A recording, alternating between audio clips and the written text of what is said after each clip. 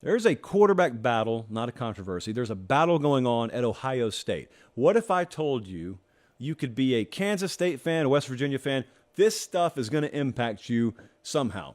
We call these keystone position battles, and that's just a term I got from the movie Lake Placid, which is about a massive crocodile. It's just loose in a lake. Betty White's in that movie, Bill Pullman, late 90s, Bridget Fonda. So I heard them mention how either alligators or crocodiles, forgive me for not knowing the difference, are keystone species, meaning what they do in the wild affects the entire ecosystem. Well, I stole that, I just jacked it from the movie, and I said, let's plop it into college football. What could we mean by that? Well, here's what I mean by it. Kyle McCord and Devin Brown are about to fight over the next several months for the starting quarterback job at Ohio State. Big deal. Happens all the time, right? Yes, it does. Don't be so sassy, because I'm also trying to sell you on the fact that this outcome and how whomstever wins that starting job, this outcome is going to impact the entire Big Ten, Keystone, follow me, and also the entire country, because what happens at major programs affects the entire country. Do you know what happens if Ryan Day's not the coach at Ohio State anymore? Now pump the brakes. It's not a hot seat segment. I'm just saying, I think you very quickly, when Nick Saban leaves Alabama in 2047, that will impact the entirety of college football. When things don't work out at Texas, that impacts the entirety of college football. So right now they're through, I think, 1 or 2 days of practice up there. So there's not going to be a lot of intel. Like, no one's made a move. There aren't whispers and rumors that someone's taken control of the job. And even if there were, that coaching staff wouldn't let that get out. But Ryan Day spoke to the media. I think this is from yesterday, and I just wanted to read you something that he said. And I'll show you on the screen. This is the head coach of the Ohio State University. I feel like we'll have a great supporting cast. The quarterback doesn't need to be superhuman. They just need to make routine plays routinely. You would call this coach speak in some circles. I don't. That's via Cameron Robinson from The Athletic, by the way. I don't call that coach speak at all. Did you hear what he just said? In other words, he said, you don't need to be an alien. All the power in the world to Anthony Richardson right now. You don't need to be able to do what he's doing. You need to do the routine things routinely. He just telegraphed to you, if you're an Ohio State fan or otherwise, what to watch for. And what he's basically saying is, we got star players all over the place.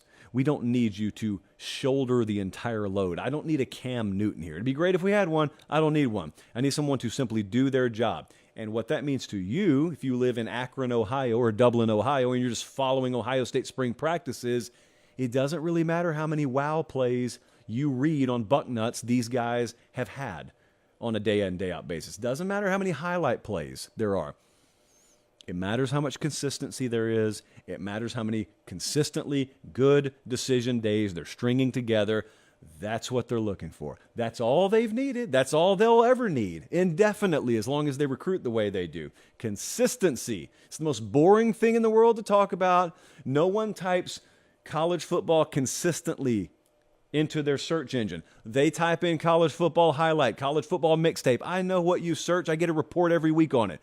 But consistency is what they need in Columbus. And here's the deal about the old Keystone quarterback battle phrasing. This impacts everyone. You think this doesn't impact you in State College, Pennsylvania? Now, I think you guys pretty well understand it does, because I focus grouped this with Jesse earlier today, and he got it. I think everyone gets it. But think about how all of a sudden you drop that little pebble in the lake and the ripple starts to go out. If one of these guys ends up being everything they need, Ohio State will win the Big Ten. If neither of these guys ends up being exactly what they need, they won't. That could mean an undefeated season leading to a loss at Michigan. And I think we all understand the fallout from that if it were to happen. This could mean that Ohio State's not even undefeated when they play Michigan because Penn State has already won. This will directly impact the shot that James Franklin, with Drew Aller as his quarterback and a really, really good supporting cast around him, has at winning the East and therefore the Big Ten. It has a direct impact on how Jim Harbaugh and Michigan, I can't believe I'm about to say this, are going to try and three-peat in terms of being Big Ten champions, at least. Remember that Michigan-Ohio State game last year? I think most of you do. I do. I told this story the other day, but I don't think enough of you heard it because it wasn't on our normal show. Sip from the chalice. So we covered the game last year. Last 2 years, actually. But last year, it was in Columbus. That's the one where, you know, Ohio State's favored, been favored all year. They're favored again to win the Big Ten, for the record. And that hasn't mattered the last 2 years. We'll see if it matters this year. But Ohio State goes wire to wire. They're undefeated, and you got to come into our house, and we got to atone for what happened last year in the snow up in Ann Arbor, blah, blah, blah. And then they get roasted in the second half. Doesn't look a whole lot different than it did the year before on the scoreboard. So I go to Ryan Day's postgame press conference, come back out on the field. We're about to do a postgame hit for CBS Sports HQ. It's me and it's Uncle Dennis. Dennis Dodd to you, Uncle Dennis to me. And what had happened was the team had gotten dressed and they just started to leave. This is not the road team. It's not Michigan. They're not getting on a bus and going back home.